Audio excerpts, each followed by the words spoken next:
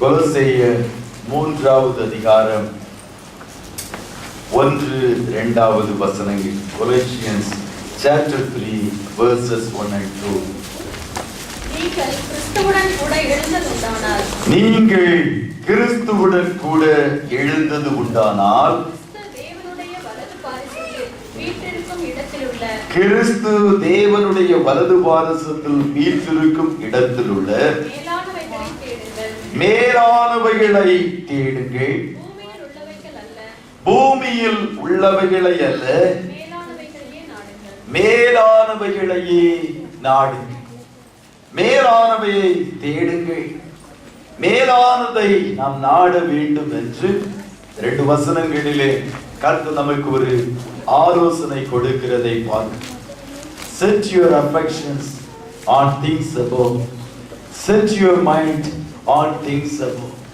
மேலானவைகளை குறித்து நாம் நாட்டமுடையவர்களாய், மேலானவைகளை நம்முடைய வாழ்க்கையிலே தேடுகிறவர்களாய் கர்த்தருடைய பிள்ளைகள் காணப்பட வேண்டும்.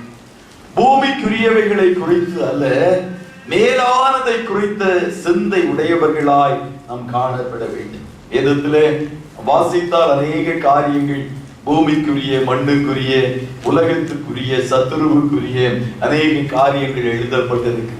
ஆனால் மறுபுறம் பார்க்கும்போது உன்னதங்களுக்குரிய, ஆவிக்குரிய, பரலோகத்திற்குரிய, ஆண்டவருக்குரிய காரியங்கள் அநேகம் எழுதப்பட்டிருக்கிறதை வேதத்திலே பார்க்கிறோம். ஆண்டவர் நமக்கு ஆலோசனை சொல்லுகிறார், பூமிக்குரியவைகளை அல்ல, மேலானதை தேடுங்கள், மேலானவைகளை நாடுங்கள் என்று கர்த்தர் நமக்கு ஆலோசனை சொல்லுகிற தேவனாய் காணப்படுகிறார். முதல் வசனத்தின் முதல் பகுதி சொல்லுகிறது, நீங்கள் கிறிஸ்துவுடன் கூட எழுந்தது உண்டானால். எப்போ நாம் கிறிஸ்துவோடு கூட எழுந்தோம்? யாராகிலும் சொல்ல முடியுமா? ஞானஸ்நானம். குறிப்பாய் ரோமர் 6வது அதிகாரம் 3 முதல் 5 வசனங்களை நீங்கள் வாசித்தால் ஞானஸ்நானம் எதற்கு அடையாளமா இருக்கிறது என்று அங்கே எழுதப்பட்டிருக்கிறது. கிறிஸ்துவோடு கூட நாம் அடக்கம் பண்ணப்படும் ஜலத்தின் கீழாக நாம் கடந்து செல்லுகிற வேளையிலே கிறிஸ்து எப்படி உங்களுக்காக எனக்காக கல்லறையில் அடக்கம் பண்ணப்பட்டாரோ அதுபோல நாம் அடக்கம் பண்ணப்படும். ஜலத்திலிருந்து வெளியே வருகிற வேளையிலே அவர் எப்படி உயிர் தெழுந்தாரோ அதுபோல நாமும் உயிர் தெழுகிறவர்களாய் காணப்படும். மனம் திரும்பி இயேசுவை சொந்த ரட்சகராய் ஏற்றுக்கொண்டு கல்வாரியில் கர்த்தர் சிந்தின இரத்தத்தினால் பாவங்களை கழுவி மனம் திரும்புதலுக்கு அடையாளமாய் நாம் ஞானஸ்நானத்தை எடுக்கிற வேளையிலே அவரோடு மரித்து அடக்கம் பண்ணப்படுகிறோம். உலகத்திற்கு மரித்து, பாவத்திற்கு மரித்து அவரோடு அடக்கம் பண்ணப்பட்டு அதன் பின்பாக ஒரு புதிய சிருஷ்டியாக நாம் ஜலத்திலிருந்து வெளியே வருகிற ஒரு நியூ கிரீச்சர், ஒரு புதிய சிருஷ்டியின் அனுபவம், ஒரு உயிர்த்தெழுதலின் சாயலின் அனுபவம் தான் ஞானஸ்நானமாய் காணப்படுகிறது. ஆண்டவர் சொல்லுகிறார், நீங்கள் கிறிஸ்துவுடனே கூட எழுந்தது உண்டானால், நீங்கள் கிறிஸ்துவோடு கூட அடக்கம் பண்ணப்பட்டு உயிர் தெழுந்தது உண்டானால், அது உண்மையாய் காணப்படுமே என்றால், நீங்கள் மனம் திரும்பினது மெய்யாய் காணப்படுமே என்றால், நீங்கள் பாவத்தை விட்டு உலகத்தை விட்டு இயேசுவை ஏற்றுக்கொண்டது மெய்யாக காணப்படுமே என்றால், நீங்களும் நான் செய்ய வேண்டியது என்ன? கிறிஸ்து தேவனுடைய வலது பாரசத்தில் வீற்றிருக்கும் இடத்தில் உள்ள மேலானவைகளை தேடுங்கள், நாடுங்கள். இயேசு உயிர்த்தெழுந்த பின்பு அப்போஸ்தலர் 1வது அதிகாரம் 9வது வசனத்தை வாசிக்கிற வேளையிலே அவர் அப்படியே மேகத்தினூடாய் பரலோகத்திற்கு எடுத்துக் கொள்ளப்பட்டார் என்று அங்கே நாம் வாசி. பரலோகத்தில் கடந்து சென்று பிதாவின் வலது பாரசத்திலே அவர் அமர்ந்திருக்கிறார் என்று வேதம் சொல்லுங்க.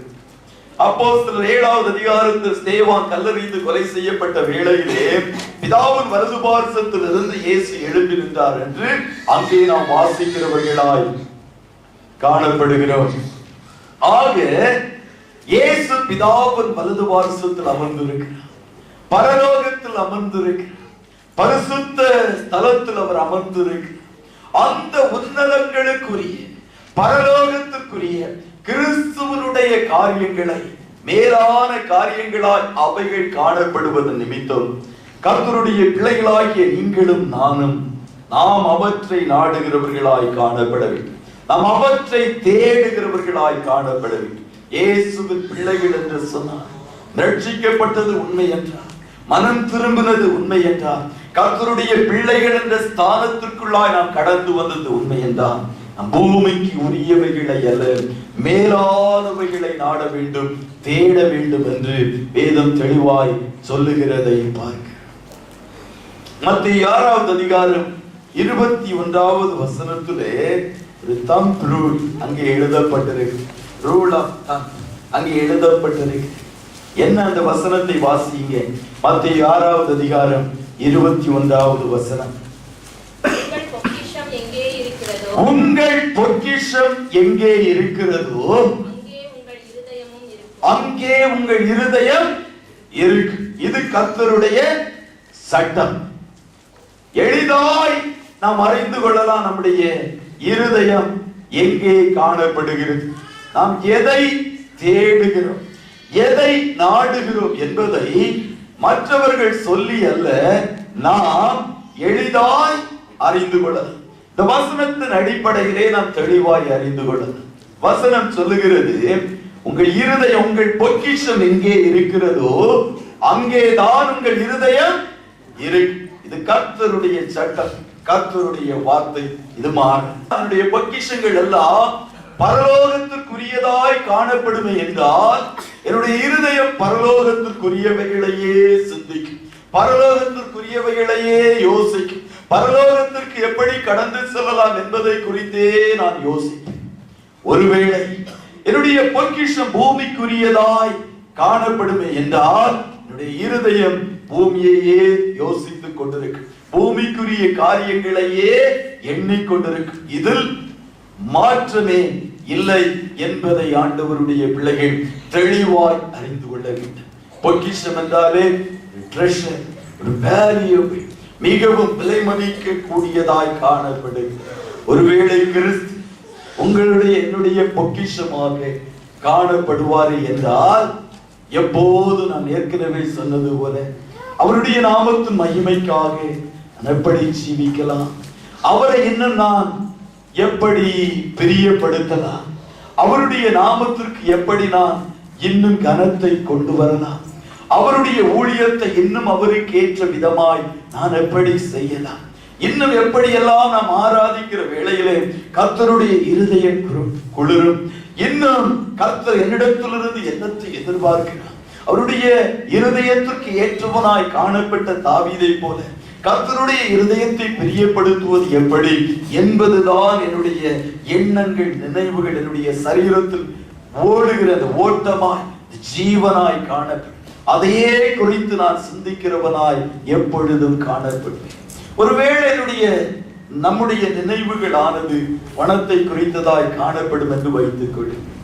ஒரு உதாரணத்திற்கு ஒன்று சொன்னால், கம்பெனியிலே சில ஷேர்களை வாங்கினோம் என்று வைத்துக் கொள்ளும். என்ன நடக்கும்? ஒவ்வொரு நாளும் காலையிலே, முன்னாட்களில் என்றால் நியூஸ் பேப்பர், இந்நாட்களில் என்றால் இன்டர்நெட், அலுவலகத்திற்கு சென்றாலும் சரி, வீட்டில் வந்தாலும் சரி, முதல் நாம் என்ன பார்த்தோம்?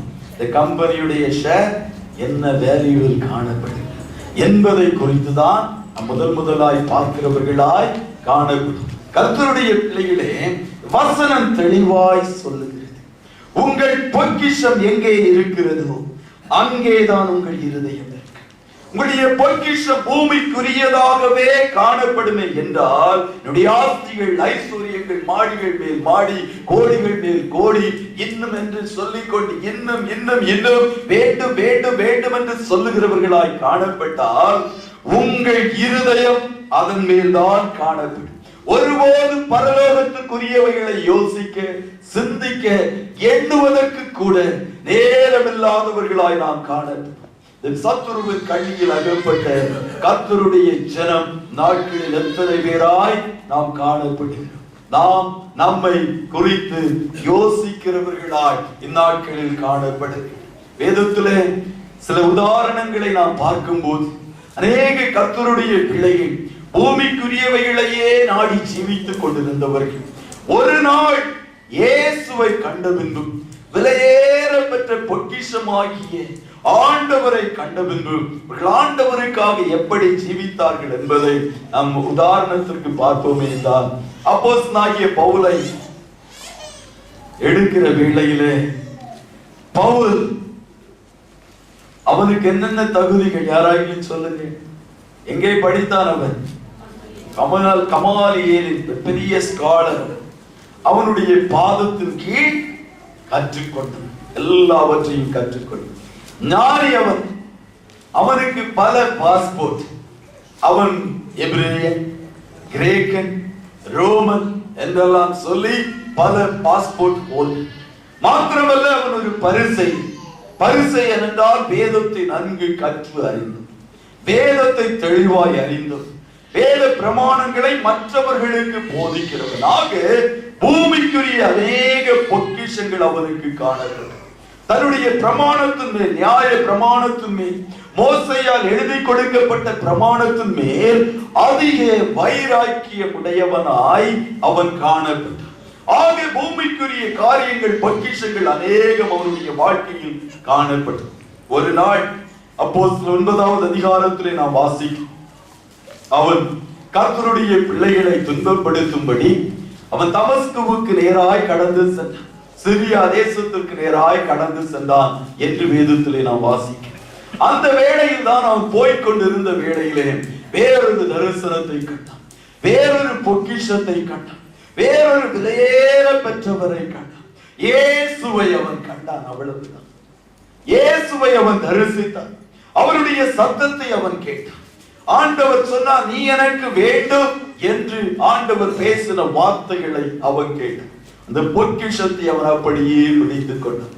அன்றிலிருந்து பூமிக்குரிய அத்தனை பொக்கிஷங்களையும் உதறி தள்ளிவிட்டு ஒரு இயேசுவாகிய பொக்கிஷத்தை பற்றி பிடித்துக் கொண்டான் என்று வேதம் சொல்லுகிறான். எனக்கு லாபமா என்னென்ன காரியங்கள் இருந்ததோ அவற்றை எல்லாம் நான் நஷ்டம் என்றும் குப்பை என்றும் எண்ணினேன் என்று வேதத்திலே நாம் வாசி. மாத்திரமல்ல, இயேசு கிறிஸ்துவை அறிகிற அறிவின் மேன்மைக்காக மற்ற எல்லாவற்றையும் உதறி தள்ளுகிறவனாய், மற்ற எல்லாவற்றையும் விட்டு விடுகிறவனாய் பவுல் காணப்பட்டார். இயேசுவே அவருடைய பொக்கிஷமாய் மாறி கடைசியிலே அகிரிப்பா ராஜாவுக்கு முன்பாக ஒரு குற்றவாளியை போல நின்று கொண்டிருந்த வேளையிலே சொன்னான், அகிரிப்பா ராஜாவே, நான் ஒரு நாள் கண்ட அந்த பரம தரிசனம், ஒரு நாள் நான் சந்தித்த ஆண்டவர், அவரை குறித்து நான் சொல்லாமல் இருப்பது எப்படி? அவருக்கு நான் கீழ்ப்படியாமல் இருப்பது எப்படி? அவரை காட்டிக் கொடுப்பது எப்படி? அவரை மறுதலிப்பது எப்படி? ஜீவனுள்ள நாளெல்லாம் இந்த பரம தரிசனத்தை குறித்து சாட்சி பகர்கிறவனாய் காணப்படுவேன் என்று ராஜாக்களுக்கு முன்பாகவே இயேசு கிறிஸ்துவை குறித்து சாட்சி பகர்கிறவனாய் அவன் காணப்பட்டான். அருமையான சபையே, நாமும் கூட பவுலை போல்தான் சவுலாய் காணப்பட்ட நாட்களில் நாமும் கூட உலகத்துக்கொத்த காரியங்களை செய்து கொண்டு உலகத்தானாய் காணப்பட்டோம். ஆனால் கர்த்தருடைய கிருபை, ஒரு நாள் கர்த்தர் நம்மை சந்தித்தார், கர்த்தர் நம்மை கண்டுபிடித்தார், கர்த்தர் நம்மை தேடி வந்தார். அதன் பின்பாக இயேசுவை பொக்கிஷமாய் ஏற்றுக்கொண்ட பின்பு நாம் இந்த நாட்களில் எப்படிப்பட்ட ஒரு ஜீவியம் செய்கிறவர்களாய் காணப்படுகிறோம் என்பது ஒரு கேள்வியாய் காணப்படுகிறது. மோசேயை குறித்து வாசிக்கிற வேளையிலே 40 வயது வரைக்கும் பூமியிலே காணப்பட்டதுதான் அவனுக்கு எல்லாம் பொக்கிஷம். 40 வயது வரைக்கும் எகிப்தில் காணப்பட்ட அத்தனை பொக்கிஷமும் யாருடையது? மோசேயுடையது. பார்வோனுக்கு ஒரே குமாரத்தி, ஆண் பிள்ளைகள் இல்லை. இந்த குமாரத்திக்கு வேறு பிள்ளைகளே இல்லை. மோசே தான் வளர்ப்பு மகன், மோசே தான் அடுத்த பார்வோன், மோசே தான் ராஜா, மோசே தான் எல்லாம். இந்த எகிப்து அந்நாட்களில் ஒரு பெரிய சாம்ராஜ்யம். அந்த சாம்ராஜ்யத்தில் உள்ள அத்தனை பொக்கிஷங்களுக்கும் அதிபதி மோசே. எகிப்தில் காணப்பட்ட அத்தனை பாவ சந்தோஷங்களையும் அனுபவிக்க மோசேயால் அந்நாட்களில் முடிந்தது. மாத்திரமல்ல, என்னென்ன மன விருப்பங்கள் அவனுக்கு காணப்பட்டதோ, என்னென்ன கல்விகள் வேண்டுமோ அத்தனையும் கற்ற மோசேயை குறித்து வேதம் சொல்லுகிறது. சகல கலைகளையும் அவன் கற்று தேர்ந்தவன். இவையெல்லாம் அவனுக்கு பொக்கிஷமாய் காணப்பட்டது. 40வது வயது வந்த வேளையிலே அவனுடைய வாழ்க்கையில் ஒரு மாற்றம் வந்தது.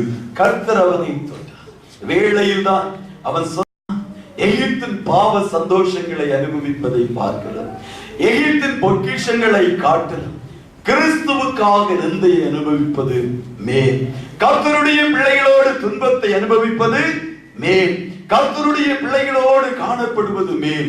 கிறிஸ்து மேல் என்பதை மோசே கண்டுகொண்டார். அன்றிலிருந்து அவருடைய வாழ்க்கை மாறுகிறது. நிமித்தமாய் அடுத்த 40 வருஷங்கள் அவன் வனாந்தரத்தில் காணப்பட வேண்டியது ஆயிற்று. வனாந்தரத்தில் ஆடுகளை மேய்க்கிறவனாய் தான் காணப்பட்டான்.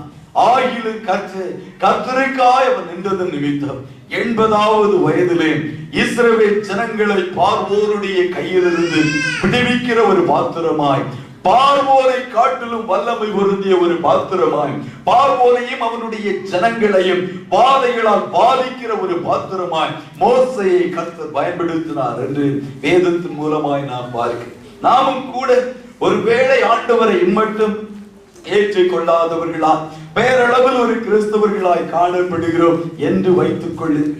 கிறிஸ்துவோடு கூட நாம் இன்னும் எழுந்திருக்கவில்லை என்று வைத்துக் கொள்ளுங்கள். நாம் இந்நாட்களிலே மோசேக்கு 40வது வயதில் வந்து அந்த யோசனையை போல, அதனால் மோசேக்கு 40வது வயது, எனக்கு 40 வயது வரட்டும் என்று யோசிக்காது. மோசே உயிரோடு இருந்த நாட்கள் எத்தனை வருஷம்? 120 வருஷம். நாட்கள் 80 வயசு 90 தாண்டாது. அது நிமித்தமாக அவ்வளவு நாட்கள் நாம் அவ்வளவு வயது வரைக்கும் காத்திருக்க வேண்டிய அவசியமே. இன்று கர்த்தர் உங்களோடு பேசுகிறார். நீங்கள் இயேசுவை பொக்கிஷமாய் கண்டுகொள்ள வேண்டும். மற்ற உலக பொக்கிஷங்கள் எல்லாவற்றையும் உதறி தள்ளிவிட்டு கிறிஸ்துவை உங்களுடைய பொக்கிஷங்களாக இன்று நீங்கள் ஏற்றுக்கொள்ள வேண்டும் என்று கர்த்தர் விரும்புகிறவராய் காணப்படுகிறார். இன்னும் எத்தனையோ சம்பவங்களை இப்படி நாம் சொல்லிக்கொண்டே போகலாம். மேலானவைகளை நாம் நாட வேண்டும், மேலானவைகளை நாம் தேட வேண்டும் என்பதாக எத்தனையோ உதாரணங்களை சொல்லலாம். சகேயுடைய வாழ்க்கையும் இதே சூழ்நிலையில் தான் காணப்பட்டது.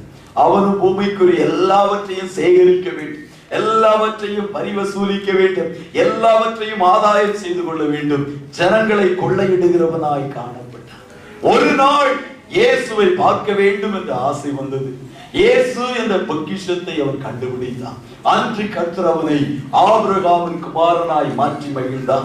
அன்றிலிருந்து அவனுடைய வாழ்க்கை தலைகீழாய் மாறினது என்று வேதத்தின் வாயிலாய் நாம் பார்க்கிறோம். அருமையான சபையே, இயேசுவை பொக்கிஷமாய் கர்த்தருடைய பிள்ளைகள் இந்நாட்களில் கண்டுபிடிக்க வேண்டும். வாழ்க்கையில் காணப்படுகிற எல்லாவற்றை பார்க்கலாம். அவர் விலையேற பெற்ற, அவர் விலை உயர்ந்தவர், அவர் மிகவும் கனத்திற்குரியவர், அவர் சர்வ வல்லமையுள்ள தேவன். அவருக்காக நம்முடைய வாழ்க்கையை விட்டுக் கொடுக்க கீழ்ப்படியே நாம் ஆயத்தம் உடையவர்களாய் காணப்பட வேண்டும். என்ன நான் செய்ய வேண்டும்? இயேசுவே நீ சொல்லுங்க, இன்றே நான் கீழ்ப்படிவேன், இன்றே நான் செயல்படுவேன். நம்புங்கப்பா, நீ நம்புங்கப்பா என்று பாடினோமே. பாடலின் படி நீ வாழ்க்கையை கர்த்தருடைய கருத்திலே உண்மையாய் விட்டு கொடுத்திருக்கிறோமா? கீழ்ப்படிந்திருக்கிறோமா? ஆண்டவரை பொக்கிஷமாய் நம்முடைய வாழ்க்கையிலே ஏற்றுக் கொண்டவர்களாய் காணப்படுகிறோமா என்று கர்த்தருடைய பிள்ளைகள் சற்று நம்மை சிந்தித்து பார்க்கிறவர்களாய், யோசித்து பார்க்கிறவர்களாய் இந்நாட்களில் காணப்பட வேண்டும். இயேசுவை பொக்கிஷமாய் விலையேற பெற்றவராய் மேலானவராய் ஏற்றுக்கொள்ளும்படி கர்த்தர் நமக்கு ஆலோசனை சொல்லுகிற தேவனாய் காணப்படுகிறார். இம்மட்டும் பூமியிலே எதை நாம் பொக்கிஷமாய் விலையேற பெற்றதாய் கருதினாலும் பரவாயில்லை. இன்று சாயங்கால வேளையில் ஆண்டவர் சொல்லுகிறார், மேலானதை நாட வேண்டும் என்று கர்த்தர் சொல்லுகிறார். மேலான எண்ணெய் தேடுங்கள், மேலான எண்ணெய் ஏற்றுக்கொள்ளுங்கள். மேலான எண்ணெய் உடைய வாழ்க்கையிலே ஒரு பொக்கிஷமாய், ஒரு சொத்தாக, சம்பத்தாக ஏற்றுக்கொள்ளுங்கள் என்று சொல்லி ஆண்டவர் ஆலோசனை சொல்லுகிற கர்த்தராய் காணப்படுகிறார். இன்னும் நாம் வாசிக்கிறோம் லூக்கா 16வது அதிகாரம் 13வது வசனத்தை வாசிக்கிற வேளையிலே வசனத்தை வாசியுங்கள். ஊழியக்காரனும் ரெண்டு எஜமான்களுக்கு ஊழியம் செய்யக்கூடாது.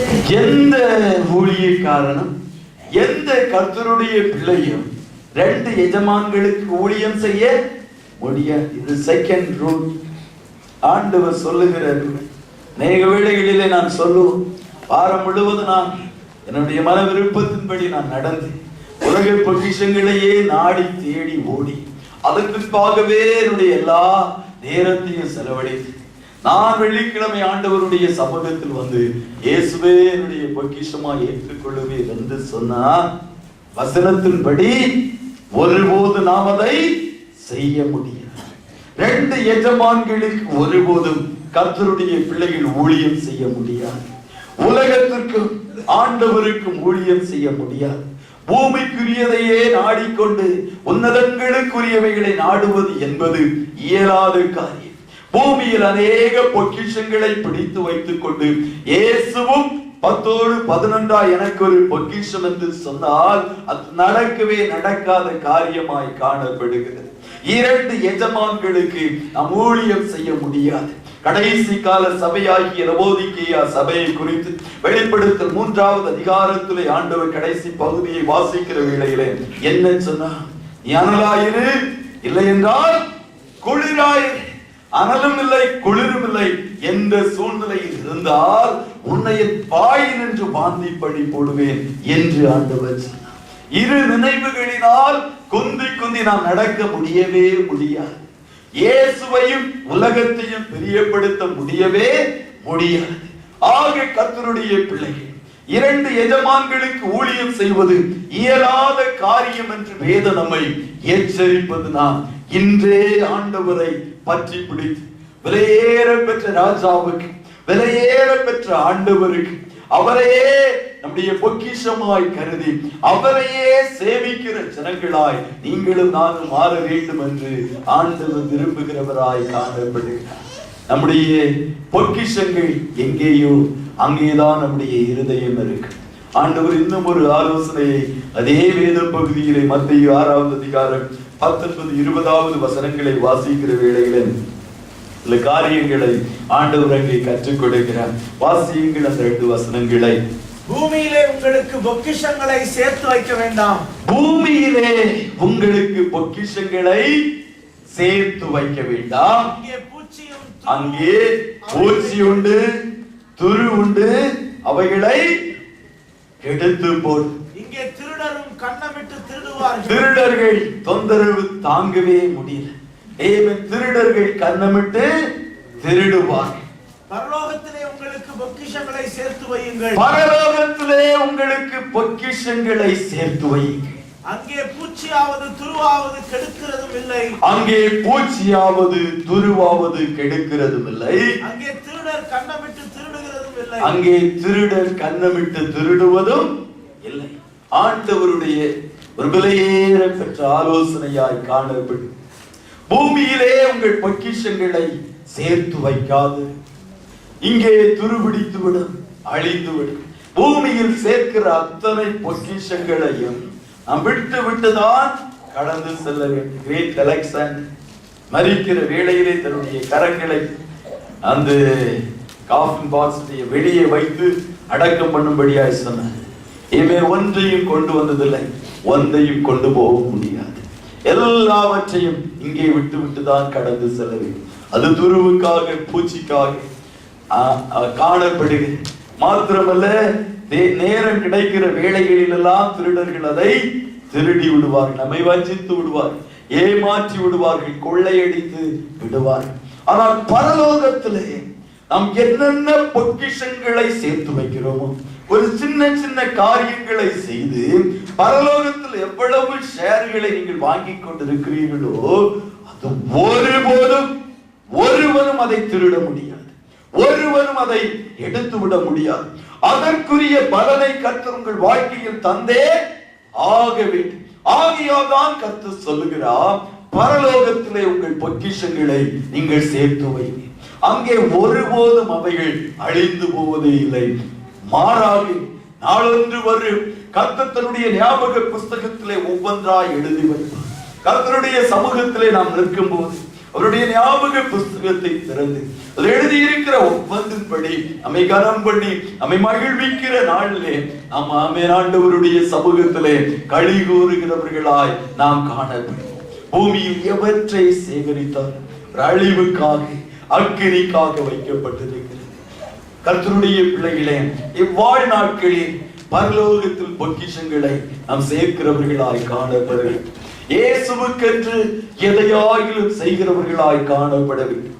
அவருடைய நாமத்தின் மகிமைக்காக எதையாயிலும் செய்கிறவர்களாய், ஒவ்வொரு நாளும் எதையாயிலும் ஆண்டவருக்காக நான் செய்தேன் என்ற ஒரு திருப்தியோடு நாம் படுக்கைக்கு கடந்து செல்கிறவர்களாய் காணப்பட வேண்டும்.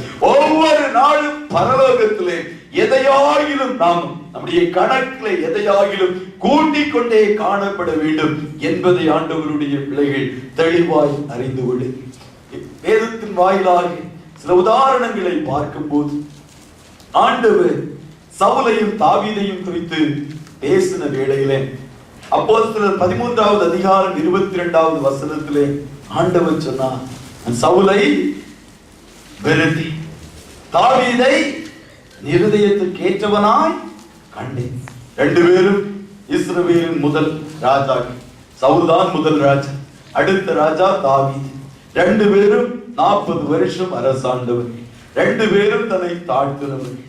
ரெண்டு பேரையும் கர்த்தர் தன்னுடைய விலையேறப்பெற்ற அபிஷேகத்தினால் நிறைத்தார். ரெண்டு பேரும் துவக்கத்திலே கர்த்தருக்கு பயந்து அவருக்கு பிரியமாய் துவங்கின ஊழியக்காரர். அந்த வேதம் சொல்லுகிறது, ஒருவனை கர்த்தர் வெறுத்தார், இன்னொருவனை கர்த்தர் ஏற்றுக்கொண்டார். ஒருவனை கர்த்தர் ராஜா என்ற ஸ்தானத்திலிருந்து உதறி தள்ளினார், இன்னொருவனை தன்னுடைய இருதயத்திற்கு ஏற்றவனாய் கண்டார். காரணம் என்ன தெரியுமா? ஒரு முறை ஆண்டவர் சவுலோடு சொன்னார், நீ போ, அமலேக்கியரோடு நீ யுத்தம் பண்ணு, அங்கே காணப்படுகிற எல்லாவற்றையும் நீ சங்கரித்து விட வேண்டும். காரணம், கர்த்தருடைய பிள்ளைகளுக்கு விரோதமாய் அமலேக்கியர்கள் அநேக காரியங்களை துரோகங்களை செய்தார்.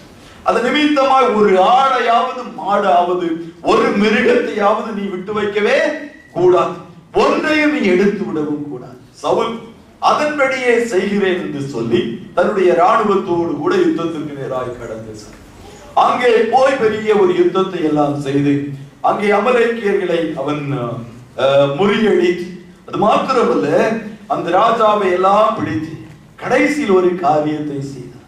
அங்கே காணப்பட்ட விலையேற பெற்ற மிருகங்கள், ஆட்டுக்கிடாக்கள், மிருகங்கள் எல்லாவற்றையும் தனக்கென்று வைத்துக் கொண்டார். விலையேற பெற்ற ஒன்றையும் அவன் அழித்து விடவில்லை. ஊனமாய் போனவை, அது உதவாமல் காணப்படுகிற மிருகங்கள் எல்லாவற்றையும் அவன் சங்கரித்தான் என்று வேதம் சொல்லுது. கர்த்தர் சொன்ன வார்த்தையின்படி செய்யாதபடி கர்த்தருக்கு விரோதமாய் அவன் செய்தான் என்பதாக பழைய ஏற்பாட்டு குறிப்பிட்ட பகுதியை வேதத்திலே வாசித்தால் நீங்கள் தெளிவாய் அறிந்து கொள்ளலாம். நிமித்தமாய் கர்த்தர் அவனை பார்த்தார். அவனுடைய இருதயம் முழுவதும் பூமிக்குரியதாகவே காணப்பட்டது. பூமிக்குரியவைகளை அபகரிக்க வேண்டும், பூமிக்குரியவைகளை சேகரிக்க வேண்டும், பூமிக்குரியவைகளையே குறித்த நாட்டம் உடையவனாய் சவுல் காணப்பட்டது நிமித்தம் பூமியிலே பொக்கிஷத்தை சேர்த்து வைக்க வேண்டும் என்ற எண்ணம் உடையவனாய் காணப்பட்டது நிமித்தம் கர்த்தர் அவனை தள்ளினார் என்று நாம் பார்க்கிறோம். தாவீதை குறித்து பார்க்கிற வேளையிலே அவருடைய இருதயம் முழுவதும் கர்த்தரை பிரியப்படுத்துவது எப்படி, கர்த்தருக்கு ஊழியம் செய்வது எப்படி, கர்த்தருக்கு ஆலயத்தை கட்டுவது எப்படி, கர்த்தரை பிரியப்படுத்துவது எப்படி, அவருடைய ஆலயத்தின் வாசற்படியில் காத்திருப்பது எப்படி, எப்போது நான் தேவனுடைய ஆலயத்திற்கு போக முடியும், அந்த ஒரு எண்ணமுடையவனாகவே அவன் காணப்பட்டு கர்த்தரை பாடி துதிக்கிறவனாய் போற்றுகிறவனாய், அன்று கர்த்தருடைய பெட்டிக்கு முன்பாய் நடனம் ஆடுகிறவனாய் அவருடைய வாழ்க்கை அப்படிப்பட்டதாய் காணப்பட்டது. பரலோக கணக்கிலே அவன் பொக்கிஷங்களை சேர்க்கிறவனாய் காணப்பட்டது நிமித்தம் கர்த்தர் ஒருவனை தள்ளினான், மற்றவனை ஏற்றுக்கொண்டார். இன்னும் எலிசா கேயாசியை குறித்து நாம் வாசிக்கிற வேளையிலே எலியாவின் மேலிருந்த 2 மடங்கு அபிஷேகம் யார் மேல் வந்தது? எலிசாவின் மேல் வந்தது. அவருடைய வேலைக்காரன் தான் கேயாசி. உண்மையாய் எலிசாவுக்கு ஊழியம் செய்திருந்தார், பரலோக காரியங்களை குறித்து வாஞ்சிக்கிறவனாய் காணப்பட்டிருப்பானே என்றால் அவனுக்குள்ளாய் ஒரு எண்ணம் காணப்படும். அவன் ஆண்டவரை நோக்கி மறைமுகமாய் ஜெபித்துக் கொண்டே இருந்திருப்பான்.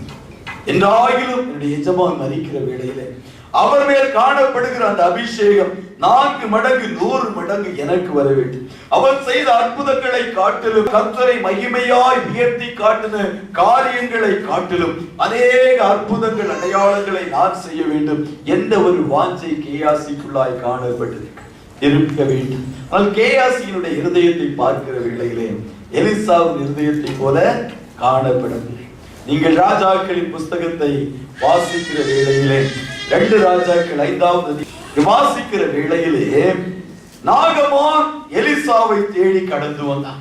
அவருடைய குஷ்டம் மாற வேண்டும், அதுதான் அவருடைய ஒரே வேண்டுதல்.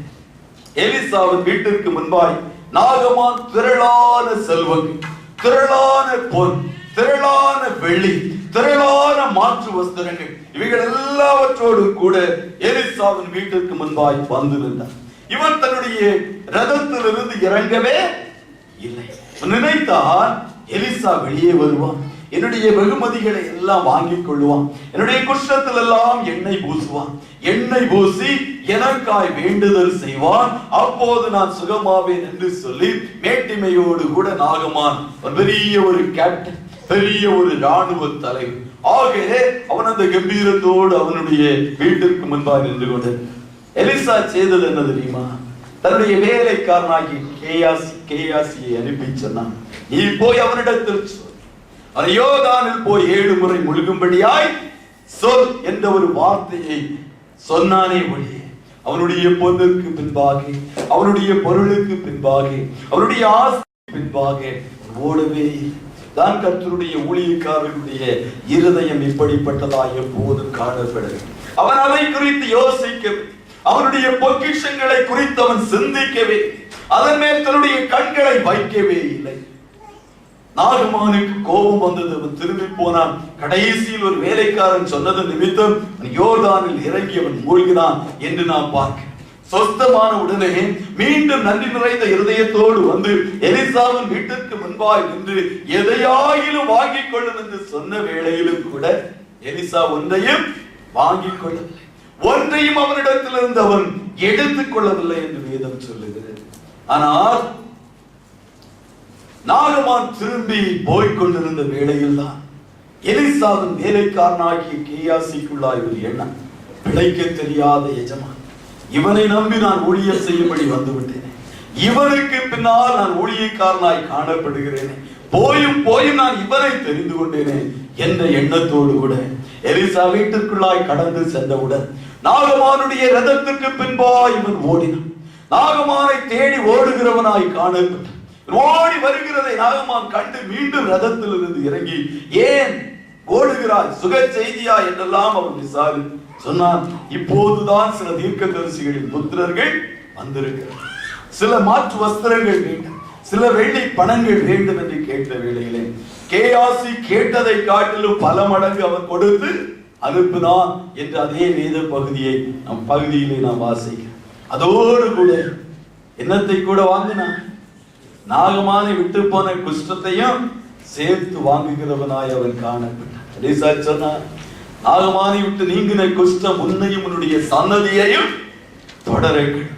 கர்த்தருடைய பிள்ளைகளே, எலிசாவின் இருதயத்தை பாருங்கள். அவனுடைய எண்ணமெல்லாம் ஆண்டவருடைய ஊழியம், அவனுடைய எண்ணம் ஏக்கமெல்லாம் கர்த்தரை குறித்த காரியங்கள். அவன் பரலோகத்தில் பொக்கிஷத்தை சேர்ப்பது எப்படி என்பதுதான் அவனுடைய சிந்தையிலே காணப்பட்டது. ஆனால் அதே சிந்தை உடையவனாய் காணப்பட வேண்டிய கேயாசி பூமியிலே பொக்கிஷங்களை தேடுகிறவனாய், பூமிக்குரிய காரியங்களின் மேல் கண்களை வைக்கிறவனாய் காணப்பட்டது நிமித்தம் அவன் அந்த ஊழியத்தை தொடர்ந்து செய்ய முடியவில்லை. மாறாக ஒரு குஷ்டத்தை, ஒரு வியாதியை வாங்குகிறவனாய் அவன் காணப்பட்டான் என்று நாம் பார்க்கிறோம். நம்முடைய கண்கள் எப்போதும் இயேசுவின் மேல் பதிந்ததாய் இருக்கட்டும். உலக பொருட்களின் மேல் ஒருபோதும் கர்த்தருடைய பிள்ளைகள் தங்கள் கண்களை வைக்க வேண்டிய அவசியமே இல்லை.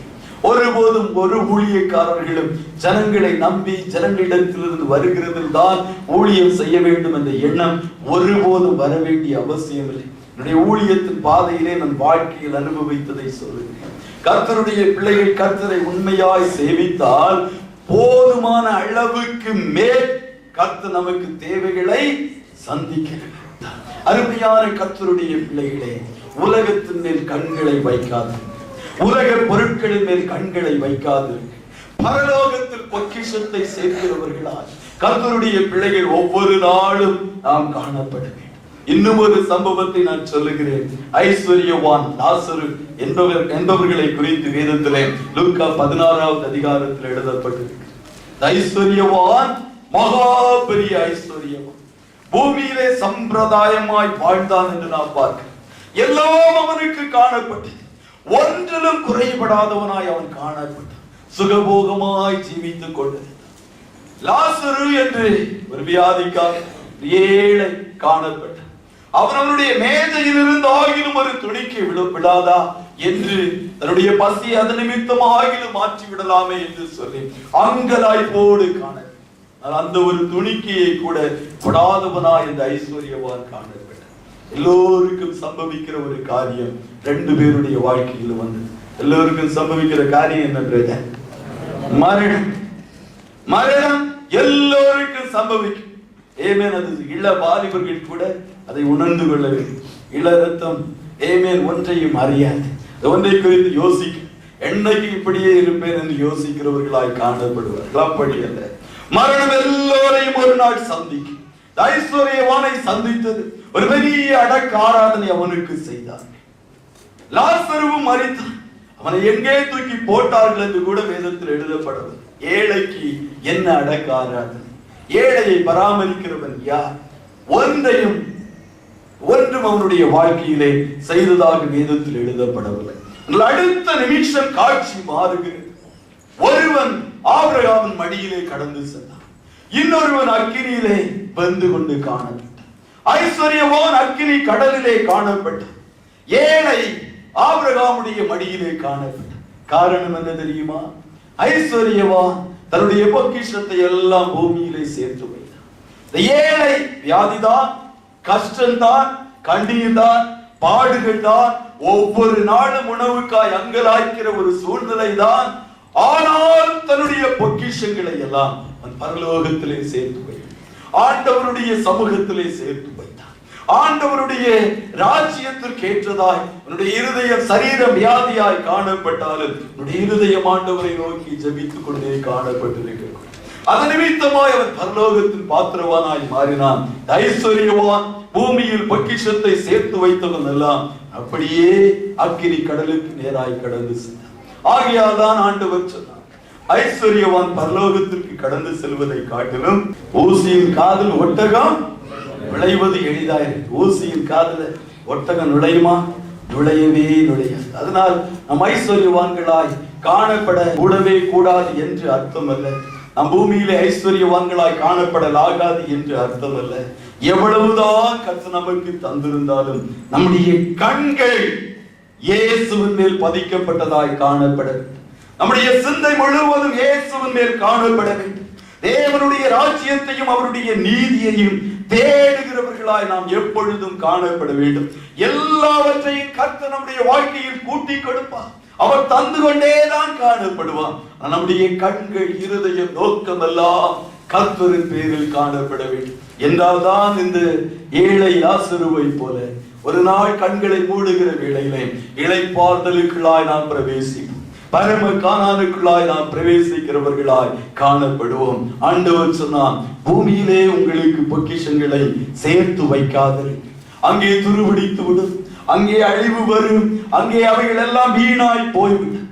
நல்ல ஒரு ஊழியக்காரர் ஊருக்கு போயிருந்த நேரத்திலே சொன்னான், ஐஸ்வர்யம் பணம் என்பது எல்லாம் பாஸ்டர் 30-35 இயர்ஸுக்குள்ளாக இது ஒரு சைக்கிள் போன்றது. ஒருவனுடைய கரத்திலிருந்து இன்னொருவனுடைய கரத்திற்கு போகும், இன்னொருவனுடைய கரத்திலிருந்து இன்னொருவனுடைய கரத்திற்கு போகும். அது நிரந்தரமானது அல்ல என்று சொன்ன. ஒருவேளை நான் புரிந்து கொள்ள முடியவில்லை, யோசித்து பார்க்கிற வேளைகளில் சில வேளைகளில் அப்படியாய்த்தான் காணப்படுகிறது. ஐஸ்வர்யவான்களாய் காணப்படுவார், பிள்ளைகள் ஊதாரிகளாய் காணப்படுவார். பிள்ளைகளின் காலம் மிகவும் ஒரு பரிதாபத்திற்குரியதாய் காணப்படும். ஏழைகளாய் காணப்படுவார், ஆண்டவரை தேடுவார்கள், இந்த குடும்பம் கொஞ்சம் கொஞ்சமாய் வளர்ந்து ஒரு ஐஸ்வர்யமான சூழ்நிலைக்குள்ளாய் எத்தனையோ சாட்சிகளை சொல்ல முடிகிறதாய் காணப்படும் என்பதில் ஒரு சந்தேகம் இல்லை. ஆக பூமியில் காண்கிறவைகள் ஒன்றும் நித்தியமானவைகள் அல்ல, இவைகள் எல்லாம் அநித்தியமானவைகள். காணக்கூடாத இயேசு, காணக்கூடாத பரலோகம், அதுவே நித்தியமானதாய் காணப்படுகிறது. நம்மத்தில் அமர்ந்திருக்கிற அதரிசனமான ராஜா இயேசு ராஜா, அவரே நித்தியமானவராய் காணப்படுகிறார். அவரிலே, அவருடைய ராஜ்யத்திலே எவ்வளவுக்கு எவ்வளவு பொக்கிஷங்களை சேர்த்து வைக்க கூடுமோ அவ்வளவுக்கு அவ்வளவு கர்த்தருடைய பிள்ளைகள் சேர்த்து வைக்கிறவர்களாய் நாம் காணப்பட வேண்டும் என்றால், மேலானவைகளை நாட விரும்புகிற நான் செய்ய வேண்டியது என்ன என்ற கேள்வி நம்முடைய வாழ்க்கையிலே கடந்து வரலாம். அருமையான கர்த்தருடைய சபையே, set your affection on God. உங்களுடைய விருப்பங்களை தேவன் பேரிலே உருவாக்க, மேலானவைகளை குறித்த சிந்தை எப்போதும் காணட்டும். உங்கள் முழு இருதயத்தோடு, முழு ஆத்மாவோடு, முழு பலத்தோடு, முழு மனதோடு ஆண்டவரில் அன்பு கூறுகிறவர்களாய் காணப்படும். என்ன சூழ்நிலையில் கர்த்தருடைய பிள்ளைகள் காணப்பட்டாலும் சரி, நாம் ஒரு வேளை ஐஸ்வர்யவான்களாய் காணப்படலாம், இல்லை என்றால் வேலை ஸ்தலங்களில் நெருக்கங்கள் காணப்படலாம், கஷ்டங்கள் நம்முடைய வாழ்க்கையில் வந்து கொண்டே இருக்கலாம், பாடுகளினூடாய் கடந்து சென்று கொண்டிருக்கலாம், யாரையாவது நம்முடைய வாழ்க்கையில் இழந்து துக்கத்திலே காணப்படலாம். எந்த சூழ்நிலையானாலும் சரி, கர்த்தர் பேரில் உங்கள் இருதயம் இருக்கட்டும். ஆண்டவரை நேசிக்க பழகிக்கொள்ளுங்கள், ஆண்டவரில் அன்பு கூற பழகிக் கொள்ளுங்கள். மற்றவைகள் எல்லாம் நம்மை கைவிடலாம், மற்றவைகள் எல்லாம் அநித்தியமானவை.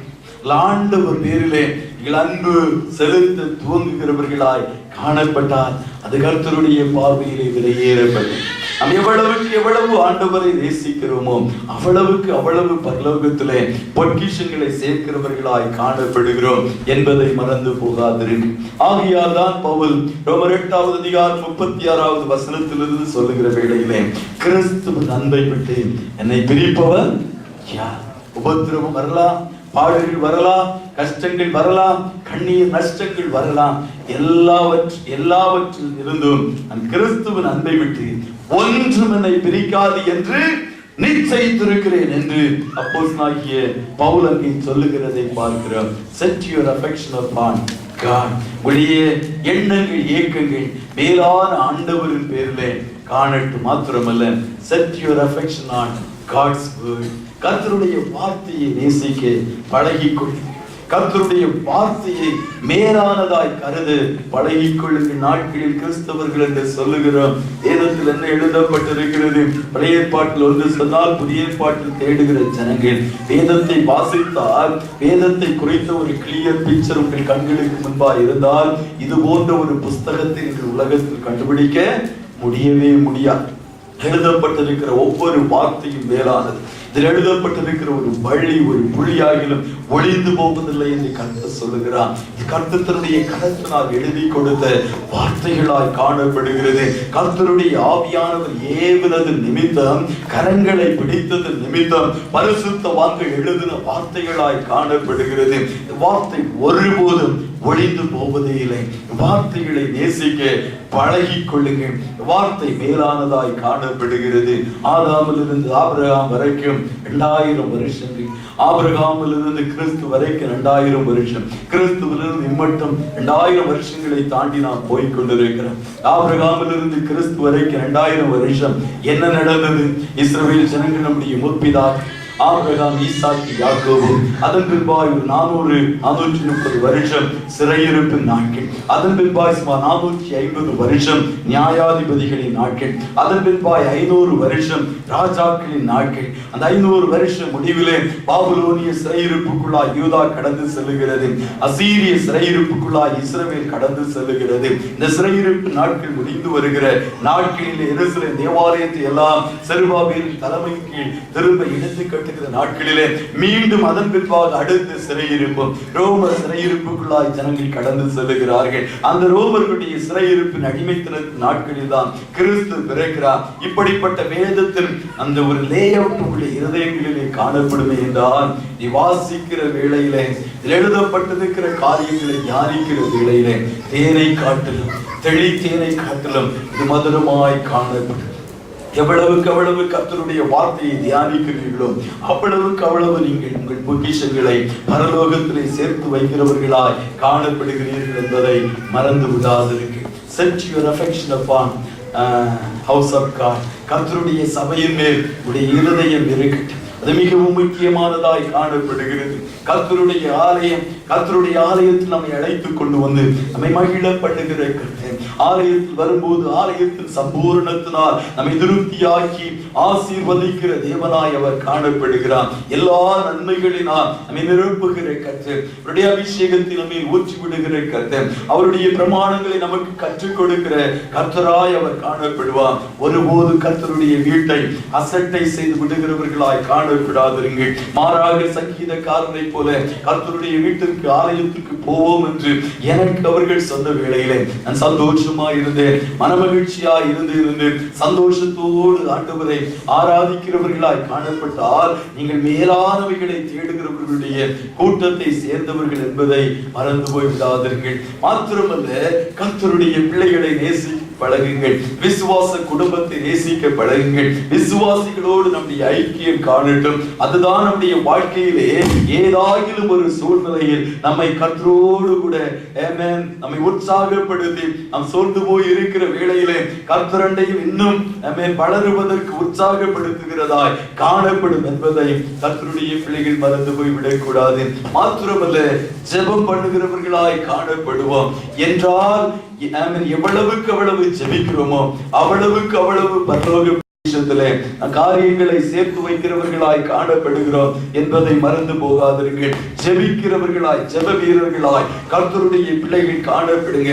முழங்கால்கள் முடங்கட்டும். தேய்ந்து போன முழங்கால்களை கர்த்தர் நாட்களிலே தரட்டும். ஜனங்களுக்காக, தேசங்களுக்காக போராடி மன்றாடி ஜெபிக்கிறவர்களாய், ஜெப வீரர்களாய், வீராங்கனைகளாக கர்த்தருடைய பிள்ளைகளின் நாட்களில் மாற வேண்டும் என்று கர்த்தர் விரும்புகிறவராய் காணப்படுகிறார். ஒரு ஜெபபாரம் உங்களை நெருக்கி ஏவுகிறதாய் காணட்டும்.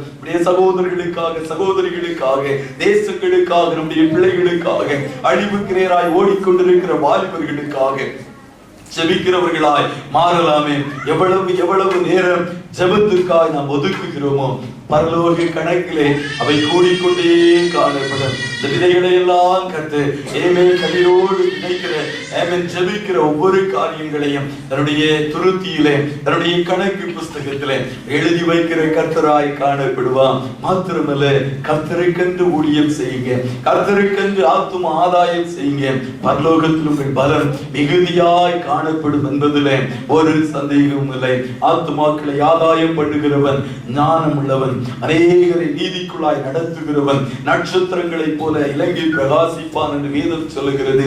அக்கினி கடலுக்கு நேராய் கடந்து செல்கிற சிலரை ஆகிலும் நம்முடைய வாழ்நாட்களில் கர்த்தருடைய பிள்ளைகளாய் மாற்ற வேண்டும் என்ற ஒரு உறுதியான எண்ணம், உறுதியான ஒரு நம்பிக்கை, ஒரு எதிர்பார்ப்பு கர்த்தருடைய பிள்ளைகளுக்குள்ளாய் காணப்பட வேண்டும். சிலரை ஆகிலும் ஆண்டவருடைய சமூகத்தில் அழைத்துக் கொண்டு வந்து ரட்சிப்பிற்கு நேராய் அவர்களை நடத்துங்க. அது விலையேற பெற்றது, அது மேலானது. அதற்குரிய பலன்களை கர்த்தர் நமக்கு தருவான். கர்த்தர் தாளந்துகளினால் ஒவ்வொருவரையும் நிறைத்திருக்கிறாரே.